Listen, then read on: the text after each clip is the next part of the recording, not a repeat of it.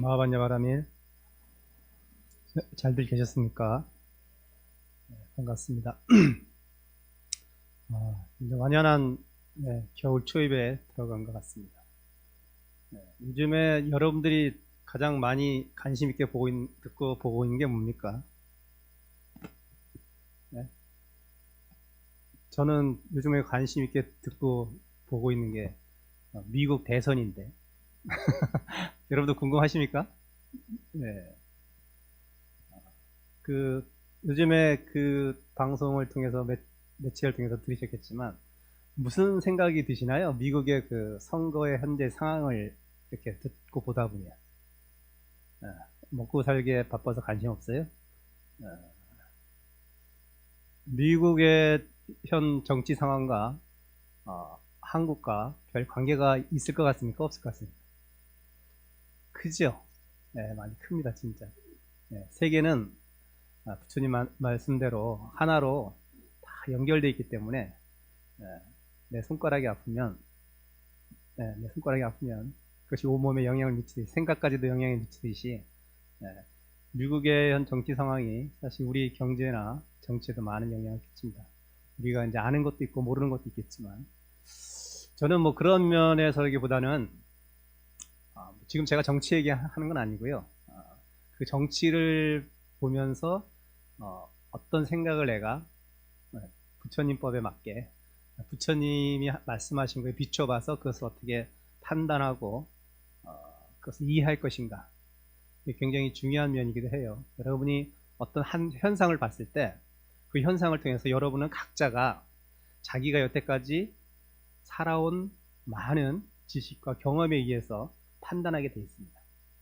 그렇죠? 그래서 다 살아온 환경과 경험이 다르고 축적되어 있는 어떤 정보를 이해하고 정보를 그다음에 체계적으로 분별하고 판단하는 능력이 다 다르기 때문에 여러분이 또 많은 다른 생각들을 일으키면서 또 다른 다양한 의견들을 말하는 것이고 그래서 지금 사회에는 다양한 사회적 현상들이 벌어지고 다양한 분열들이 생기고 이해의 폭이 다 다르기 때문에 그런 현상들이 하나의 물결이 일어나서 많은 파도가 이루어지듯이 똑같이 그래서 그러한 한 개인의 생각이 굉장히 전체 사회적으로 봤을 때는 또한 굉장히 중요한 생각이기도 한 거예요.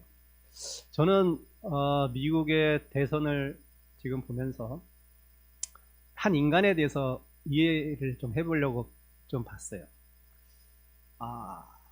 한 인간이 자신의 욕망, 이기적인 욕망에 의해서 특히 지도자급에 있는 사람들, 그러니까 사회를 리드하고 사회에 많은 영향을 미칠 수 있는 위치에 있는 사람이 잘못된 생각과 잘못된 이기적, 개인적 욕망에 사로잡혔을 때 그 사회에 미치는 파장이라는 것이 어마어마하게 크구나 라는 것을 새삼 이번 사태를 통해서 보게 됩니다. 저는 트럼프가 어떤 사람인지 사실 잘 몰라요.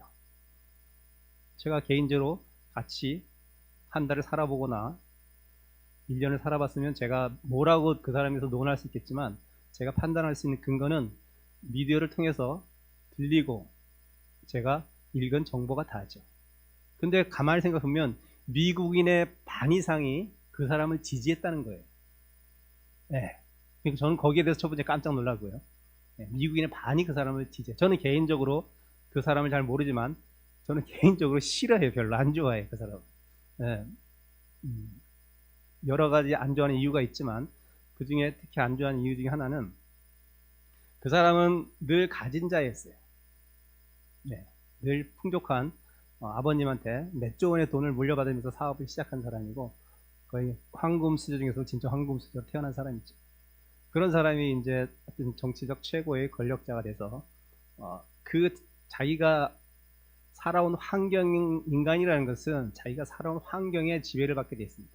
물론 타고난 유전자도 중요하죠.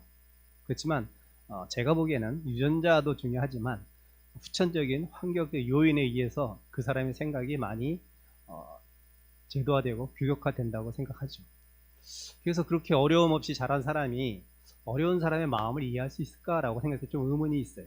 근데 아니나 다를까 여태까지 그 사람이 대통령이 되고 나서 펼쳤던 정치적인 어떤 제도라든지 취했던 행동들을 보면 굉장히 없는 사람들에 대해서 이해의 폭이 많이 좁구나라는 것을 많이 느끼죠. 이민자 정책이라든지 사회적인 제도도 마찬가지고. 예를 들면은 오바마 케어라고 해가지고 여러분 제가 몇 번 말씀드렸을 텐데 의료 제도, 미국의 의료 제도, 여러분 미국의 의료 제도는요, 제가 미국에 잠깐 가서 이제 거기서 산 사람한테 제가 직접 그 의료 체계를 겪은 사람한테 제가 들은 거예요. 미국 한국 사람이지만 미국 시민권을 갖고 있는 보살님한테 제가 직접 들었는데 그 보살님이 저한테 하루는 한탄을 하더라. 제가 미국에 이제 그때 선방 다닐 때 해제 체험을 갔었는데, 스님, 제 의료비가 1년에 100만 원씩, 한 달에 100만 원씩 나와요. 그러는 거예요. 그 몇 년 전가 벌써 한 10년 전 얘기인데, 의료비가 1년에 100만 원씩 나요. 물론 이제 많이 버니까 많이 내기도 하겠지만 굉장히 비싸요. 그리고 개인적으로 만약에 따로 사보험을 들어놓지 않으면 우리처럼 감기 걸리고 그랬다가 병원 가서 몇천 원만 의료비만 지급하면 감기약도 지어주고 병원 치료비가 끝나는 것이 아니라 어마어마한 돈이만 하고 상상 이상의 돈이 나온다. 예를 들면 일을 하다가 어떻게 손가락이 3개가 마디가 잘렸어요. 근데 이 사람이 하나밖에 접합수술을 못 받았어. 왜 그러냐면 하나 받는데 1,000만 원이라. 이어주는데 1,000만 원. 3개 하면 3,000만 원이야. 돈이 없잖아요. 1,000만 원도 간신히 마련해서 하나만 붙였다는 거예요. 여러분, 우리나라에서 만약에 손가락 3개 절단되면 가면 다 붙일 수 있잖아. 크게 수술비 안 내도. 네. 미국이 굉장히 선진국인 것처럼 여러분이 느낄 수 있지만 제도적인 측면에서 봤을 때 우리보다 못한 것들이 많이 있어요. 근데 오바마 케어라는 게 뭐냐면 공공의료 시스템을 새롭게 구축하는 거거든요. 한마디로 우리나라의 의료보험 체계를 많이 본받아서 따하려고 모방하려고 했던 거예요, 사실은. 우리나라 의료 체계를. 그러니까 가장 적은 돈을 가지고 많은 사람의 혜택을 받죠. 의료 따로 사적인 개인적인 보험 들지 않아도. 그런데 이거를 다시 거꾸로 하려고 했던 게 요번에 지금 대통령 트럼프란 말이에요. 네. 그런 사람이에요. 그럼 왜 그러냐 그랬을 때 그 사람은 사기업의 로비를 받고 대통령이 됐던 사람이에요. 보험업계, 미 보험업계, 커다란 이익이 달린 보험업계에 로비를 받아서 대통령이 됐어요. 정치 자금을 받았단 말이죠. 그들은 로비스트가 굉장히 합법적이기 때문에 그게 가능합니다. 그랬던 사람이 대다수의 없는 사람들의 편의를 제공해주기보다는 그들의 이익을 대변하는 위치에 섰단 말이죠. 그러다 보니 그런 정책을 펴고 이민자 정책도 또 그렇게 폈다는 거예요. 여러분이 깨어 있어야 되는 것은 왜 그러냐 하면 공부를 있어 깨우쳐 있는 것도 있겠지만 여러분이 늘 항상 그런 어떤 현상이 벌어졌을 때 그 현상에 따른 다른 매체들이 얘기하는 것을 통해서 정보를 종합해서 여러분이 판단을 내리겠지만 가장 중요한 것은 굉장히 여러분이 좀 뭐라고 할까 종교적으로 얘기하면 인간적인 것을 늘 염두에 두고 있어야 돼요. 그걸 우리가 보통 영어로 그냥 humanity라고 합니다. 네, 휴머니즘이라고도 하고, 그러니까 인간성이 바탕이 된 결정을 내려야 돼요. 그것이 최종적으로는 여러분도 편하고 그것이 때로는 당장의 손해일 수도 있을 거예요. 금전적인 손해일 수도 있을 것이고 좀 육체적인 손해일 수도 있고 그런 손해가 분명히 있을 거예요. 네, 모든 것은 명함이 있기 때문에 그래요. 그렇지만 결국은 휴머니티를 가지고 판단을 내면 실수할 확률이 적고 여러분이 그것을 끝나고 나서 나중에 세월이 흘러서 나이 먹었어도 후회가 덜해요.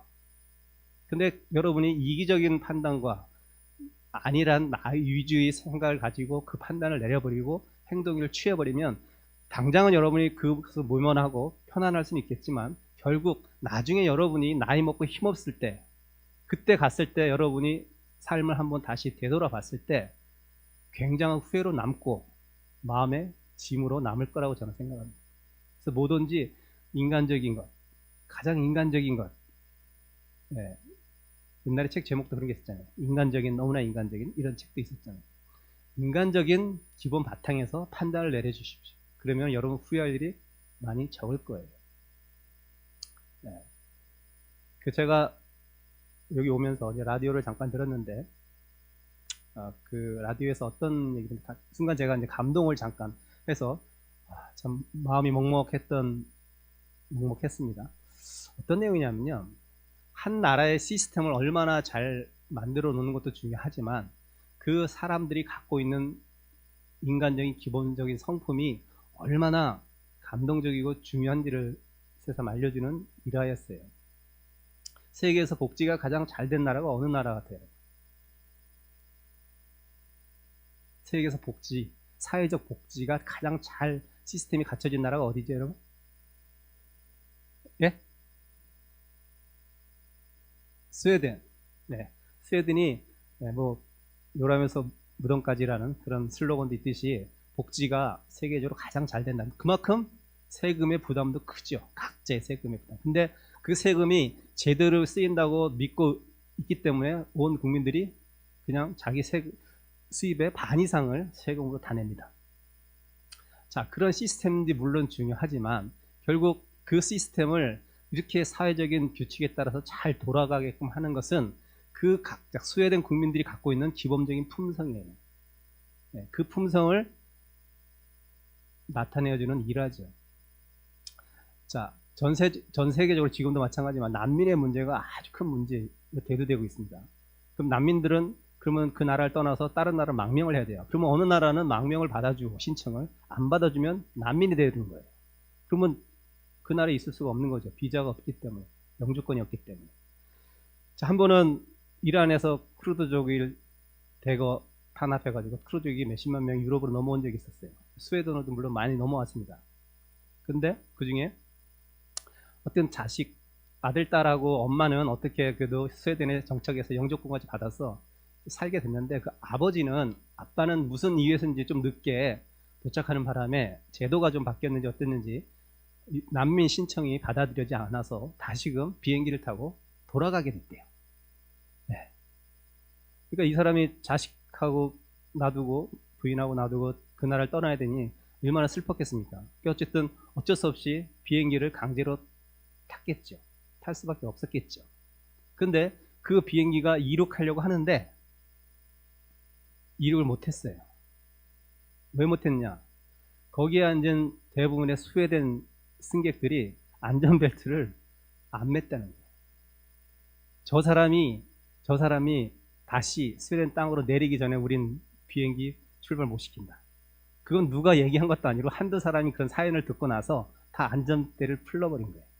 비행기가 못 떠나는 거예요. 계속 대기 상태인 거예요. 그 비행기가 출발이 또 다른 비행기도 출발할 텐데 난리 난 거죠. 그래서 당장 그 항공회사에서 이민국에 연락을 해가지고 이제 상황을 조정해서 그 사람을 내리게 되고 비행기가 출발을 하게 됐대요. 그래서 그 사람은 1년 후에 영주권을 받고 시민권을 받고 가족과 같이 살게 됐다. 이런 얘기를 제가 들었어요.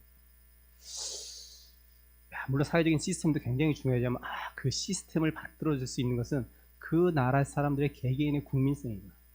그것은 굉장히 또 휴머니티한 마음이고 그런 마음이 돼야지 이것이 복지가 제대로 굴러간다. 시스템은 만들 수 있어요. 그렇지만 그 시스템이 원활하게 돌아갈 수 있게끔 하는 것은 여러분이 몫이에요. 여러분 개인의 능력입니다. 능력치입니다. 그리고 이해도예요. 그것이 여러분이 없으면 아무리 시스템을 잘 만들어놔도 그 시스템이 돌아가지 않고 왜곡돼 버립니다. 그러니까 있는 자를 위해서 또는 편리하게끔 돌아가고 인간성을 찾아볼 수 없게끔 그렇게 시스템이 돌아가는 거예요. 그래서 여러분이 깨어 있다는 것은 중요한 것은 그러한 나의 개인적 행복이라는 면에서도 굉장히 중요하지만 사회적 행복이라는 문제에 있어서도 굉장히 중요한 문제라는 거예요. 그래서 우리가 부처님 말씀을 세계의 성이란 분이 여러분 있겠지만 우리는 불자로서 부처님 말씀을 따르는 이유 중에 하나가 뭐예요, 여러분 도대체? 내 개인적인 행복을 빌기 위해서? 개인적인 안락을 위해서? 그것도 중요합니다. 그걸 무시하라는 소리가 아니에요. 자, 그러면 내 개인적인 행복과 개인적인 안락은 도대체 어디서 오는 거지? 그것도 또 다 생각에 따라 달라. 어떤 사람은 그걸 사회적 명예라고 할 수 있고, 뭐 돈이라고 할 수도 있을 것이고, 뭐 마음의 평화라고도 할 수 있고, 여러 가지 또 그 개인적 행복과 안락을 어떻게 내가 갖고 획득할 것인가는 문제에 있었을 때, 봉착했을 때, 그것을 어떤 측면에서 보느냐 하는 것도 또 다 달라. 자, 근데 결국은 우리가 보통적으로 상식적인 선에서 얘기하는 것은 봤을 때 가장 후유증 없고 나중에 후회 안 하고 가장 바람직하다고 생각하는 것은 마음의 평화예요. 그렇지 않나요? 다 필요 없어. 보니까 마음이 평화롭고 행복한 것이 가장 끝에 내가 눈을 감을 때 가장 좋은 행복이더라라는 것을 이 앞에 우리의 선인들, 선배들, 돌아가신 분들이 늘 얘기하셨던 거예요. 근데 우리는 잘 삶에 매몰돼 살다 보니 잘 모르다가 이제는 회항할 때쯤 나이가 되거나 그런 세월이 흐를 쯤에는 그런 문을 받아들이게 되는. 자, 그러면은 내가 나의 개인적 행복과 안락을 위해서 도대체 어떻게 삶을 살아야 되지? 이제 남은 삶이라도. 그랬을 때 여러분이 가장 먼저 해야 되는 것은 마음의 평화, 마음의 안락이잖아요. 그 마음을 도대체 어떻게 안락하고 평화롭게 할 거예요. 자, 그게 이제 여러분이 해야 되는 몫이래. 내 마음의 평화를 위해서, 내 마음의 안락을 위해서, 네. 나는 도대체 어떻게 남은 삶을 살아가야 될 것인가라는 그것을 공부하는 것, 그리고 탐구하고 연구하는 것이 여러분의 몫이에요. 여러분이 불자로서 몫입니다. 네. 그것을 알기 위해서 어떻게 하면 효율적으로 우리가 부처님 법에 따라서 공부를 할 것인가, 그래서 마음의 평화와 안락을 얻을 것인가 라고 여러분이 생각하고 이 자리에 앉아 있어야 되고, 그 생각에 따라서 여러분이 삶에서 그것을 실천해 내려고 하나하나 노력하는 것이 여러분이 쌓여서 결국은 여러분의 마음의 평화와 안락이 주어지는 거예요.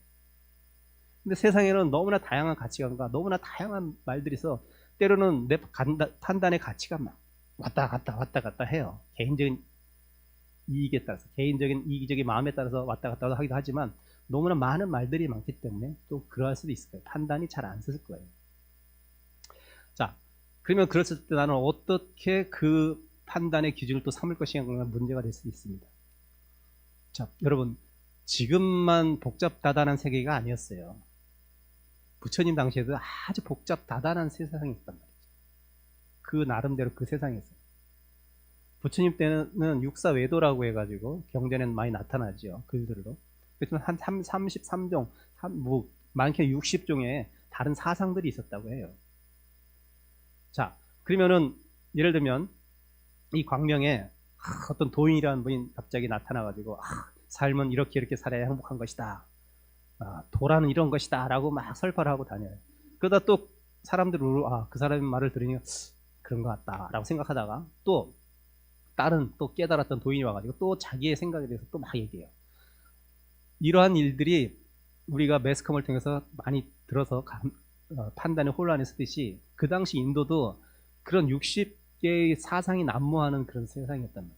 그러니까는 어떤 부처님과 같은 도인이 나타나가지고 이런 얘기를 하면 사람들이 거기에 휩쓸리고 또 다른 사람이 나타나서 얘기하면 휩쓸려서 도대체 그 마을 사람들은 누구의 말을 따라야 될지를 판단이 안 섰던 거예요. 근데 이제 마침내 부처님 오셨죠. 부처님 또 당신의 깨우쳤던 당신의 생각을 또 말씀했겠죠. 그랬더니 그분들이 이제 부처님한테 물어본 거예요. 그 마을 사람.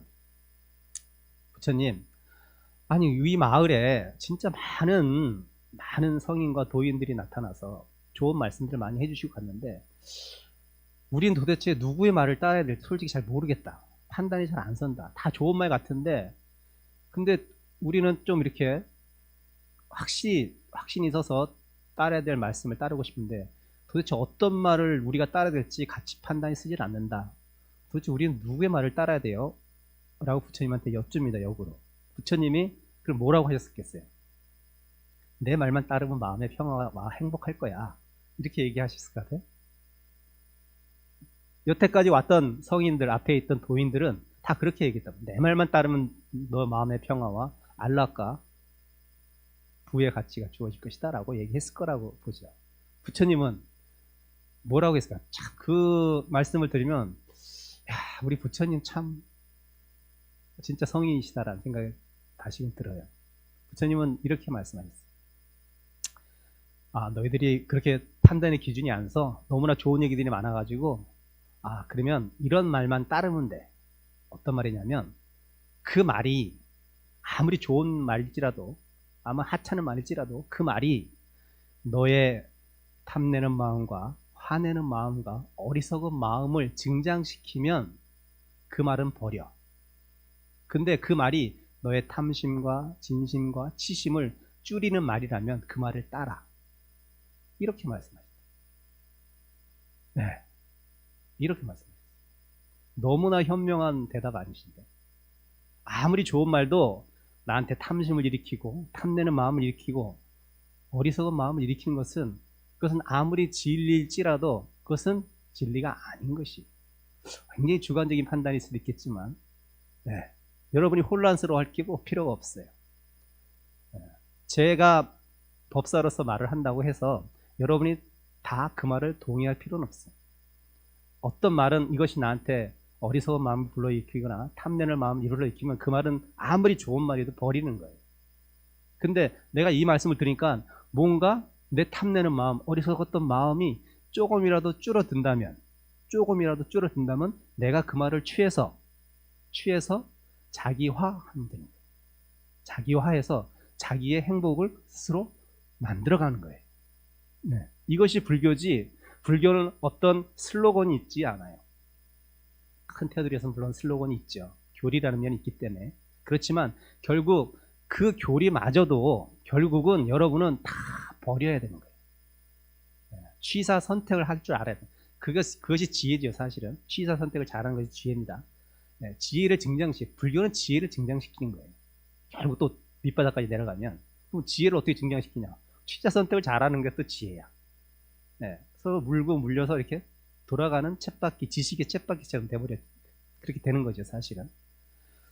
그래서 불교에서 가장 중요한 공부법 중에 하나가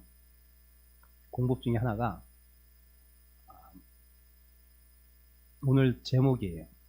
제목이 뭐예요? 흔적 없이. 흔적 없이 공부하는 게 공부예요. 불교 공부는 그거예요.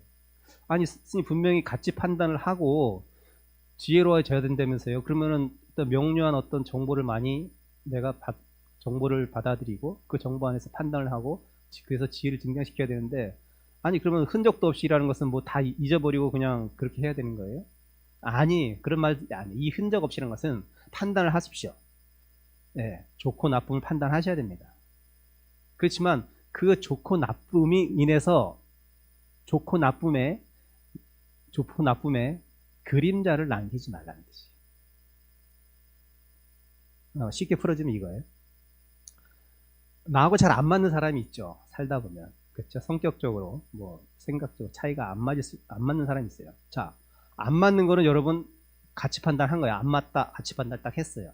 자, 근데 그 가치 판단 이상을 넘어가면 이거는 생각의 그림자를 남기는 거고 흔적을 남기는 거예요. 자, 나하고 안 맞다 그래서 그 사람 미워할 필요는 없거든요. 미운 마음을 들 필요는 없어요. 싫어한 마음 들 필요 없어요. 아, 그냥 안 맞구나 라고 딱 인정하고 거기서 생각을 멈추면 돼요. 근데 여러분 보통 어떻게 돼요? 나하고 안 맞으니 저 사람은 그냥 나는 가만히 앉아서 무엇인가를 하고 있어 라는 그런 생각만 빨리 생각을 돌이켜야 돼요. 나중에는 그것이 더 발전하면 어떻게 된다? 내가 무엇을 하고 있는다는 자체도 그냥 잊어버리고 하는 거예요. 이것이 불교. 근데 그게 어려워요. 쉽지 않아요. 인간은 꼭 생각과 행동의 그림자를 남기기 때문에 그래요. 내가 무엇을 하고 있다는 것을 꼭 리마인드를 해야 돼요. 무슨 말을 했다는 것도 그 말 속에는 분명히 어떤 생각이 개입되어 있기 때문에 그렇게 말을 하는 거죠. 근데 불교 공부는 역행 공부라. 우리가 지금까지 알고 있던 거에 역행을 하면 그것이 맞는 거예요. 내가 남한테 칭찬받기 위해서, 남보다 좋은 집에 살기 위해서, 남보다 또 더 많은 것을 먹기 위해서 사는 것은 여러분의 행복을 만족시켜 준다고 여러분 다 생각할 거예요. 자, 그럼 1차적으로 그 만족이 여러분한테 주어졌어요. 내가 돈이면 돈, 명예면 명예, 건강이면 건강이 충족됐어. 그럼 여러분 거기에 만족할 것 같습니까? 아니라는 거 여러분 제가 말씀 안 드려도 다 알잖아요. 결국 그 앞단계까지 더 정상적으로 가보면 여러분 결국은 마음의 안정과 안락과 평화감, 행복이란 말이죠. 근데 그것은 어떤 그런 외부적인 요인에 좌우되는 게 크게 아니라는 거예요.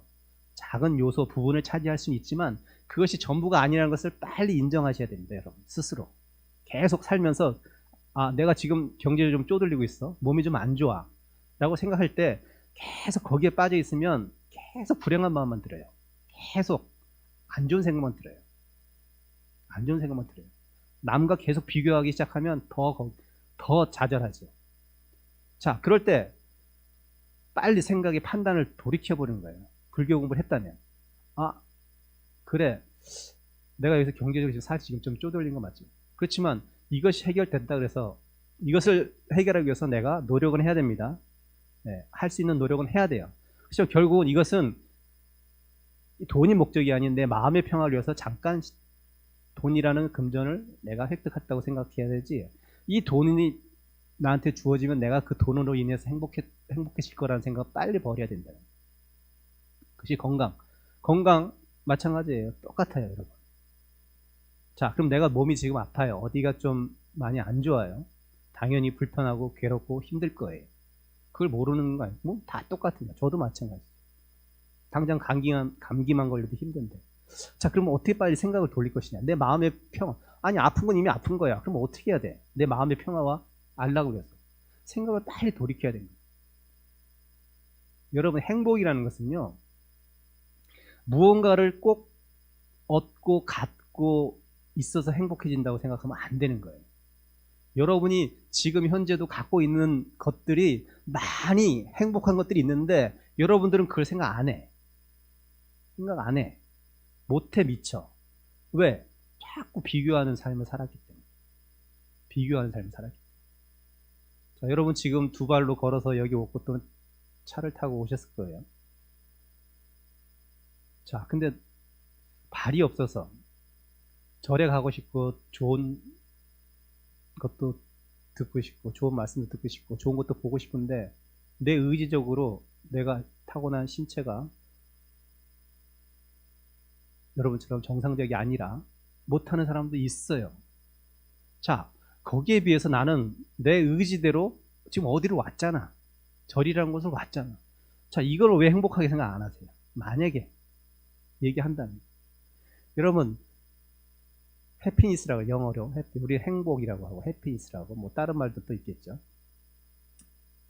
영어로 해피니스에서 해비라는 그 접두어라고 하죠. 접두어. 라틴어에서 파생된 말들이지만 해비라는 것은요, 해픈이라. 해픈. 뭐예요, 해픈? 우연히 주어진 것이에요. 이상하죠? 행복은 내가 무언가를 노력을 통해서 쟁취해서 가져야 되는 것이 행복이라고 생각했지만 행복은 그것도 물론 있지만 우연치 않게 나한테 이루어진 것도 얼마나 행복한 것들이 많은데요. 자, 여러분 신체 건강하게 태어난 거 여러분 노력해서 된 거예요? 우연히 건강한 몸을 타고나게 해준 거냐, 부모님이. 감사하게 생각하셔야 돼요. 그게 행복이에요. 우연치 않게 나한테 주어진 것 행복 있는데 왜 여러분 자꾸 주위에서 만들려고 찾으려고. 그렇죠? 내 두 눈에 지금 뜨고 두 귀가 지금 부처님도 볼 수 있고 부처님 말씀도 듣고 법사의 말도 듣고 법사도 볼 수 있어요. 아니, 내 두 눈과 두 귀가 없으면 나 엄청나게 생활이 불편할 거야. 여러분, 온전한 두 눈과 두 귀를 갖추기 위해서 여러분 노력했어요? 노력 안 하셨잖아요. 근데 우연치 않게 나한테 주어졌잖아요. 행복은 그런 거예요. 우연치 않게 주어진 건데 나한테 행복한 것들이 너무 많은데 여러분은 왜 그런 것을 모르고 꼭 내가 없는 것을 쟁취해가지고 없는 것이 내가 행복이라고 생각해요. 내가 만약에 이런 생각을 잠깐이라도 돌릴 수 있는 힘만 있다면 나한테 무언가 안 좋은 일이 생겼을 때 이런 식으로 스스로 아니야라는 소리가 아니에요. 그것은 진리예요. 맞는 말이에요. 스스로 그냥 짧게 위안 삼으라고 한 말이 아니라 그것은 참인 것이에요. 참, 여러분이 갖고 있는 참 성품의 나타남이란 말이에요. 왜 그것을 여러분들은 생각 안 하고 꼭 나한테 부족하고 없는 것, 저 사람한테 있는 것을 가지고 내가 왜 행복의 척도를 그렇게 판단해서 왜 스스로가 괴로움에 빠지냐는 거예요. 왜 그런 어리석은 삶을 살려고 합니까? 제가 누누이 얘기하잖아요. 이 자리에서 가장 불쌍한 건 저라고. 여러분의 행복의 가치 판단으로 따지면 일반적인 사람들, 예? 그렇잖아요. 스님은 앞으로 기댈 자식도 없어요. 여러분 자식들 있잖아요. 물론 없는 분도 계시겠지만 무사자 상팔자라고 해서 아마 안 듣는 분도 있겠지만 그분 아주 탁월한 선택하신 거예요. 진짜 탁월한 선택하신 거예요. 예. 저한테 동감하시는 분 여러분 있을 겁니다. 예. 자식 그렇다고 뭐 다 불행의 덩어리라는 소리는 아닙니다. 행복은 주죠, 사실은. 그래서 거기에 대한 행복의 대가가 너무 커. 그러니 나는 그 행복은 나는 뒤로 물고 그냥 나는 그 대가 안 치르고 난 살려한다고 스님을 선택한 거예요, 스스로. 예.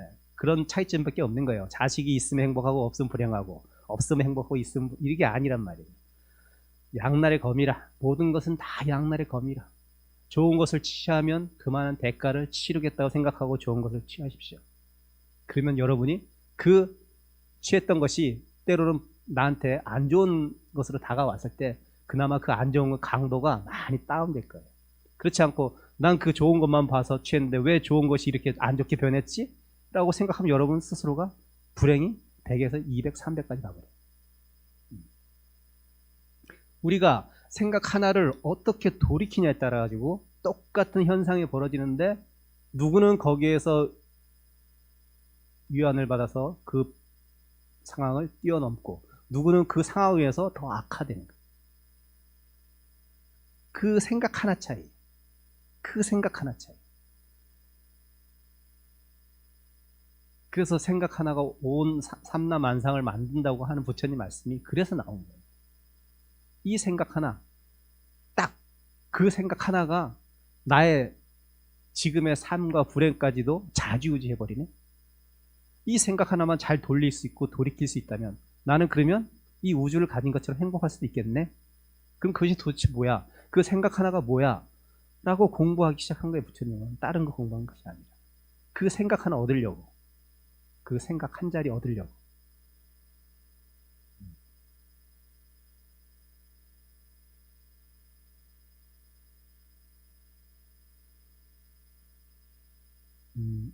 오늘은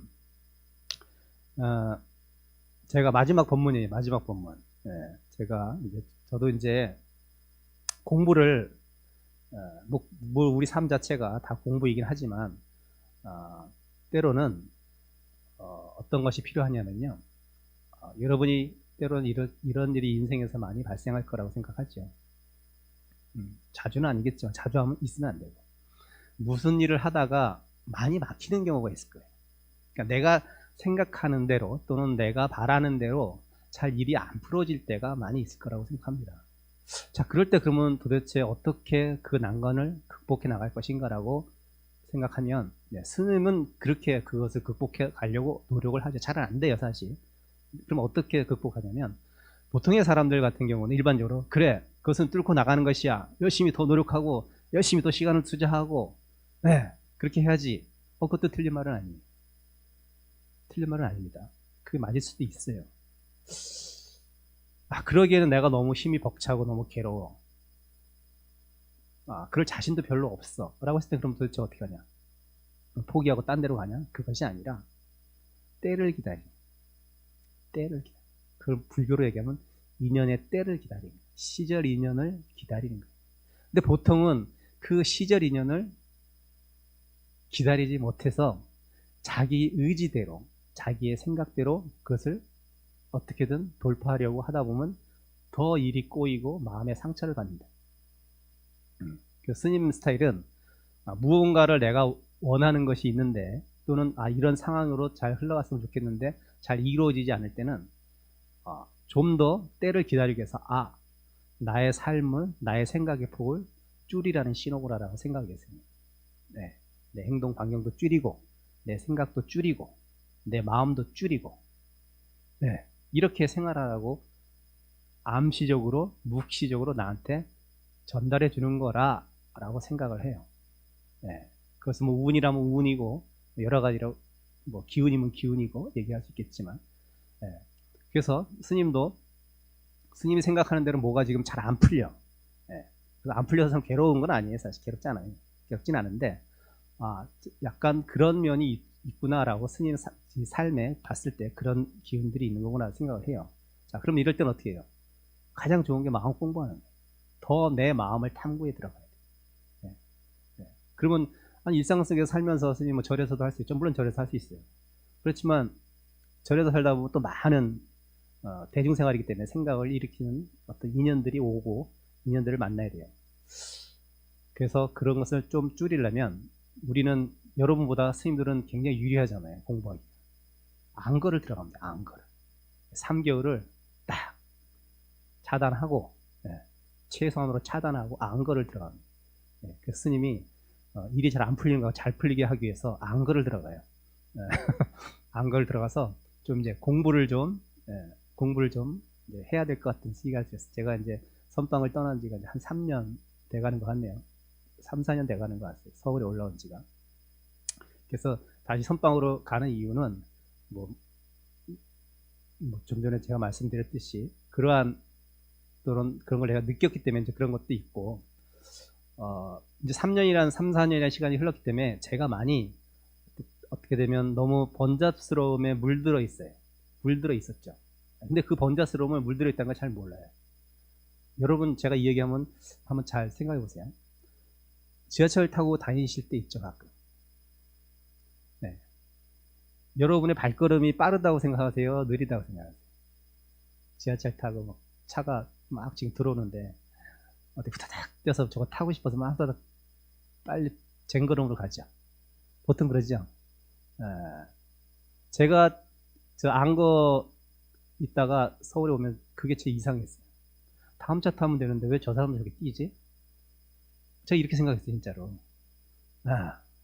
근데 서울 생활 하다 보니까 어떻게 돼요? 뛰고 있는 나를 인식 못 하더라고. 어느 순간 뛰고 있어가지. 뛰지는 않겠지만 빨리 걸으면 걷더라고요. 근데 내가 지금 빨리 걷고 있다 생각을 못 하더라고요.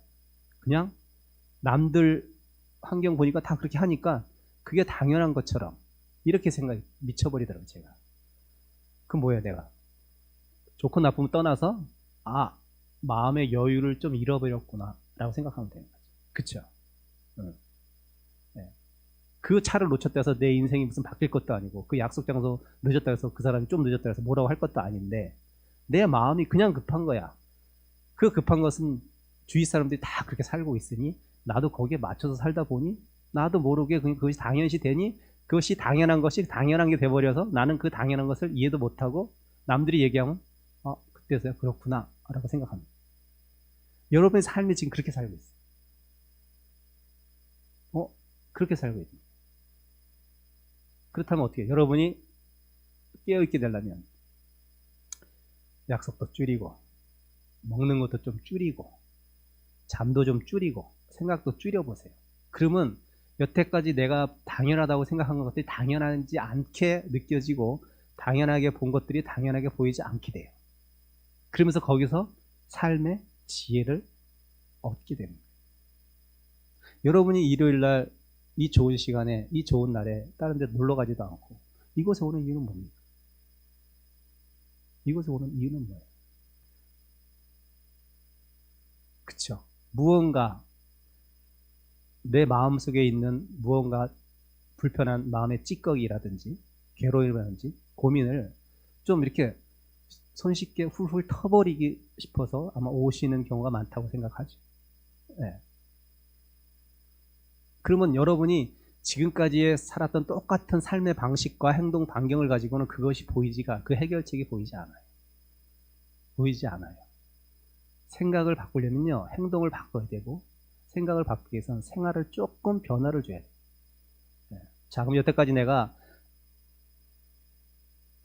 게으른 삶을 살았어요. 게으른 삶도 아니야, 사실은. 그냥 일반적으로 그렇게 살았어요. 자, 그렇다면 내가 지금 뭔가가 지금 좀 마음이 찌꺼기가 있어서 불편하고 그 상황을 벗어나고 싶으면 여러분의 행동을 몸을 바꾸는 거예요. 자, 그러면 108별을 내가 100일 동안 해보겠다. 네, 스님들도 안가하듯이 이번에 동안 것 동안 내가 매일 108배를 한번 하루도 빼놓지 않고 한번 해보겠다.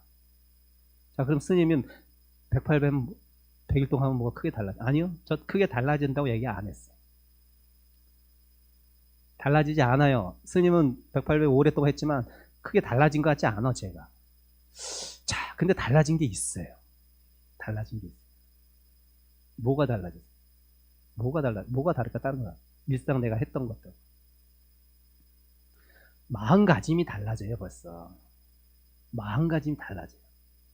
그러니까 내가 그냥 108배 하고 절을 함으로써의 마음가짐이 희한하게 달라지고 무언가 내가 보람된 일을 했다라는 어떤 나의 충족된 마음이라는 것이 갖춰진단 말이에요. 자, 그렇게 되면 내가 애들한테 짜증낼 거, 남편한테 짜증낼 거, 상황에 따라 짜증낼 것들이 있는데 살다 보면 내가 짜증 안 낸다는 게 아니에요. 내가 짜증을 10번을 낼 거를 5번으로 줄일 수 있어. 그럼 나는 5번은 행복한 거야. 절을 하고 참선한다고 가운데 붙여대는 거 아니잖아요. 모든 것은 하나하나 눈처럼 쌓여가는 거예요.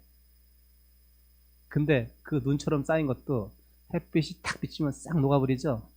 여러분이 한마음 놓쳐버리면 싹 녹아요. 좋은 업도 그런 거예요.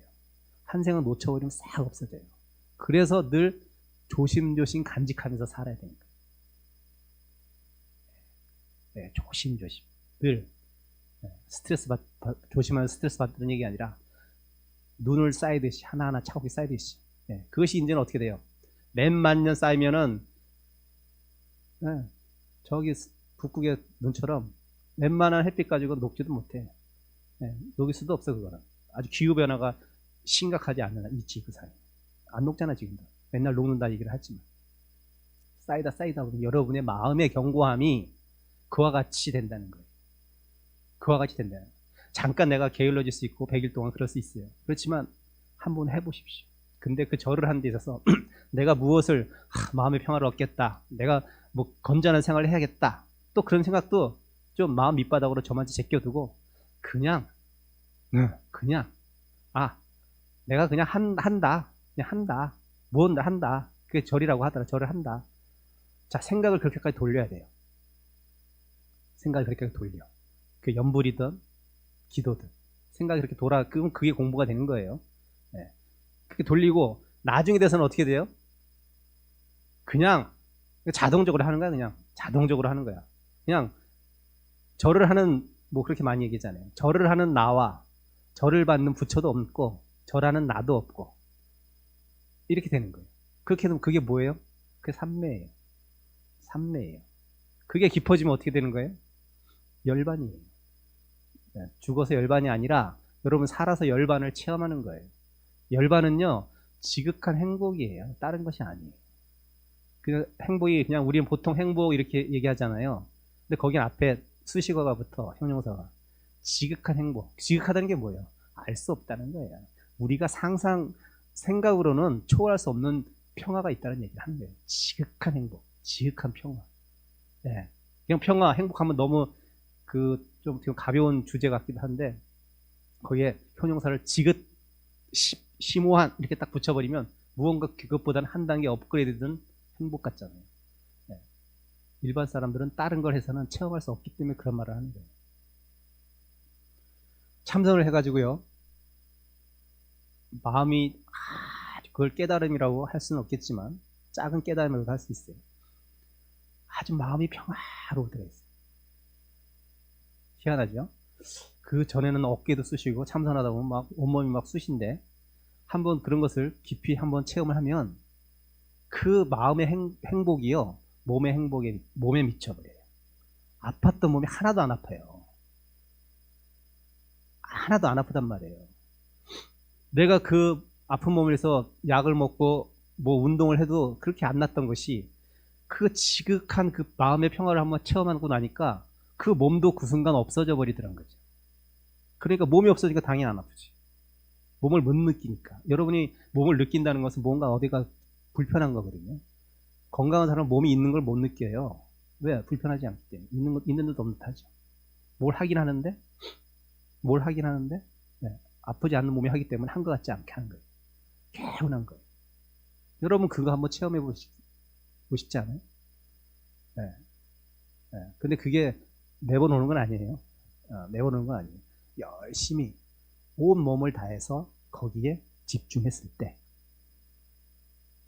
네. 온 몸과 온 마음을 거기에 바쳤을 때 그러한 것이 인연들이 올 수 있다. 꼭 온다가 아니야. 올 수 있다라는. 여러분 그거 한번 체험해 보시면요. 여러분 또 하고 싶어 하실 거예요. 더 깊이 공부하고 싶을 거예요. 여러분 그런 체험이 없기 때문에 여러분 초등학교 때처럼 가방 메고 떨렁떨렁 엄마가 가라니까 학교 가는 거예요. 남들 다 가니까 그냥 쫓아가는 거예요.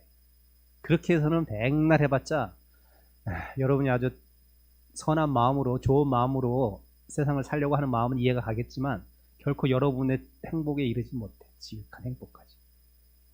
그것을 맛보려면 노력을 해야 되고 그 노력도 노력 없는 노력을 해야 되는 거예요. 말이 좀 어렵죠. 노력 없는 노력을 해야 됩니다. 그래서 공부하는 마음은 첫째는 비우는 마음이다. 비우려고 하는 게 공부의 첫째 마음이다.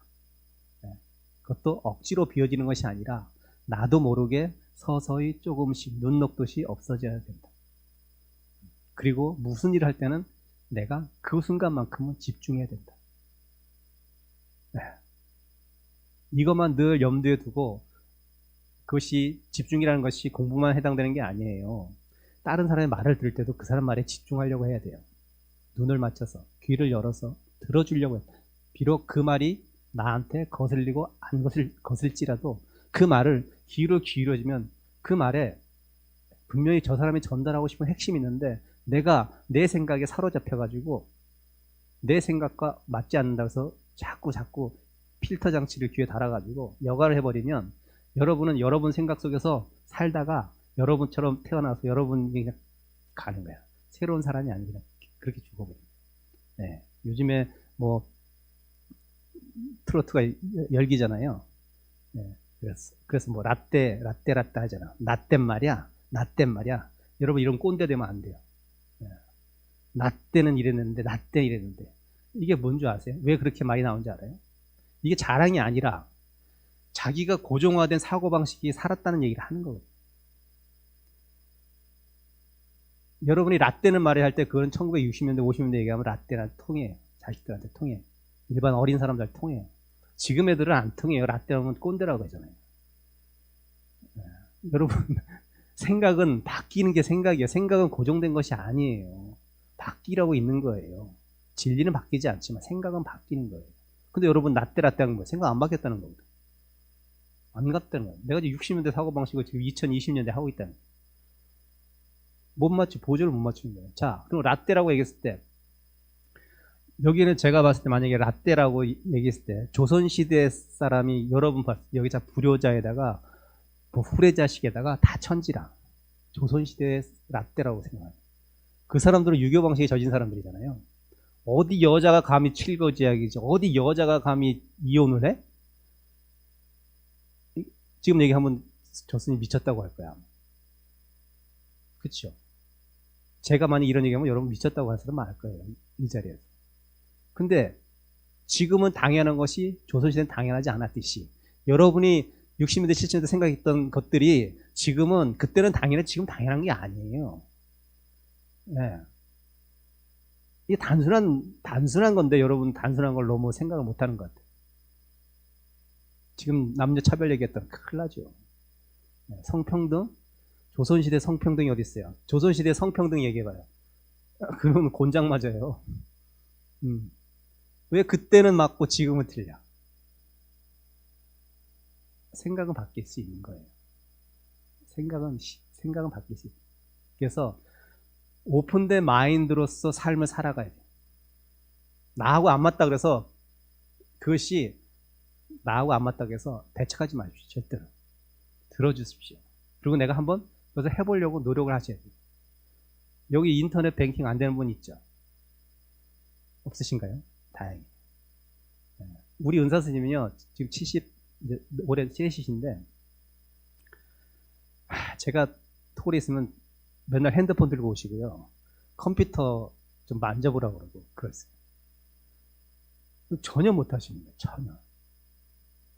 네. 스님이, 뭐, 그럼 지적 능력이 뒤떨어져서 그러느냐? 아니죠. 새로운 것을 받아들이는 마음의 준비가 전혀 안 되십니다. 이것은, 이거 안 해도 살아가요. 그냥, 우체국 가서 돈 찾으면 돼. 얼마나 삶이 불편해요, 그러면. 그러면 어떻게 해요? 근데 그러면 우리 은사스님보다 더 연세가 많으신 80대는 스님도 하는 스님이 있거든요. 이건 잘잘못의 문제는 아니지만 무언가 새로운 것을 받아들이는 마음의 문제거든요. 마음의 문제잖아요. 내가 딱 열린 마음으로 하면 금방 그것도 가능하거든요. 스님은 그냥 그게 귀찮은 거야. 옆에서 그냥 해줘도 못하게 그냥 하는 거야. 여러분 그렇게 살면 안 돼요. 능동적으로 사셔야 됩니다. 열린 마음으로 사셔야 돼요. 네. 그래서 현대에 필요한 것은 습득하십시오. 습득해서 잘 활용해 쓰세요. 네. 스님들이 산속에 있으면서 나는 이런 거 몰라요. 이게 자랑이 아니에요. 모르는 게 자랑이 아니에요. 절대로. 안다는 것은 자랑거리도 아니지만 모르는 것은 자랑거리도 아니에요. 내가 알고 안 하는 것과 모르고 안 하는 것 천지 차이입니다. 그래서 부처님은 뭐라고 하셨어요? 비구는 하지 못하는 것이 아니라 안 할 뿐이다. 하지 못하는 것이 아니에요. 안 할 뿐이에요. 그냥. 그것이 나한테 나의 탐심, 진심, 치심을 증장시키기 때문에 내가 안 할 뿐이지. 연애? 좋죠. 사랑? 좋죠. 결혼? 좋아요. 할 수 있어요. 지금도 할 자신 있어요. 왜 안 하겠어요? 못하는 게 아니에요. 안 할 뿐이에요. 그냥 안 할 뿐이에요. 네, 그것은 내 탐심과 진심과 치심을 증장시키기 때문에 안 하는 거죠. 수행에 방해가 되기 때문에 안 하는 거예요. 못하는 게 아니야. 왜 연애 못해? 네, 할 수 있어요. 네, 하고 싶어요, 솔직히. 네, 근데 후유증을 감당하기 싫어요. 그럼 하지 말아야지. 후유증 감당하기 싫은데. 네, 뭐 두서없이 이런저런 얘기를 많이 했는데, 어쨌든 여러분 마음 공부를 꾸준히 놓지 말고 하셔야 됩니다. 삶의 24시간이 모두 마음 공부에 올인해라 이렇게 얘기하는 건 아니에요. 스님은. 여러분 생활이 있잖아요. 그 생활 속에서 하십시오. 설거지 할 때는 설거지에 집중하십시오. 남의 얘기 들을 때는 남한테 들은 얘기를 경청하십시오. 이해를 내고 오픈된 마음을 들으십시오. 또 내가 말을 할 때는 되도록 진심 어린 말을 하려고 노력하십시오. 나의 이익을 위해서 하지 마십시오. 나의 편리함을 위해서 하지 마십시오. 그렇게 늘 그런 자기 이기적인 마음과 여러분이 그 이기적인 마음을 조금씩 물리치려고 할 때마다 여러분 조금씩 행복해질 거예요. 그 마음이 굉장히 충만될 겁니다. 멀리서 찾을 필요 없어요. 여러분 생활 자체가 공부거리입니다. 어떻게 내가 그걸 받아들이고 어떻게 대처하느냐가 여러분의 공부거리입니다. 스님들보다 훨씬 돼요. 스님들은 경계가 너무 뻔하기 때문에 공부하기가 쉽지 않아요. 네. 공부하기 쉽지 않아요. 아니 뭐 역경계가 좀 있어야지, 잔소리하는 마누라라도 있어야지 내가 마음고생하면서 내가 극복할 텐데 없으니까 늘 평화로워요. 스님 사실 굉장히 평화롭습니다. 평화로운 공부 안 돼요. 사실 경계 속에서 공부가 이루어지는 거예요. 여러분은 늘 경계 덩어리잖아요. 이 세계가 다 사는 게.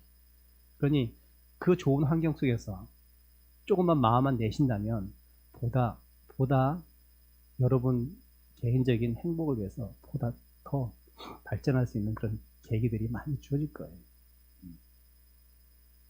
좋은 가을 하늘에 바람도 좀 쌀쌀하지만 선선히 불고 얼마나 좋아요. 자연환경이 지금 보면 금강산 오니까 뭐 저기 산속만 못지 않고 진짜 아름답네요. 떨어지는 낙엽을 보고 외로워하지 마시고 참 아름답다 생각하십시오. 네, 누구는 아름답다고 생각하고 누구는 외롭다고 생각하는데 얼마나 아름다워요. 네, 가을 잎들이 너무 아름답잖아요. 햇빛도 아름답고. 네, 쓸쓸하게 생각하지 마시고 아름다운 것은 아름답다고 생각하시고 거기서 충족감을 느끼는 그런 삶을 살면 매 순간순간이 여러분들 참 좋은 시간들이 될 겁니다. 다음에 또 만나는 기회가 있을 수도 있고 없을 수도 있겠지만 편안한 마음으로 늘 나머지 삶을 살아갔으면 하는 것이 제 바람입니다. 그동안 감사했습니다. 고맙습니다. 예, 그동안 우리 신도들을 위해서 부처님 진료의 말씀을 설해주신 스님께 수행 잘하시라는 의미로 감사와 찬탄의 박수 부탁드리겠습니다.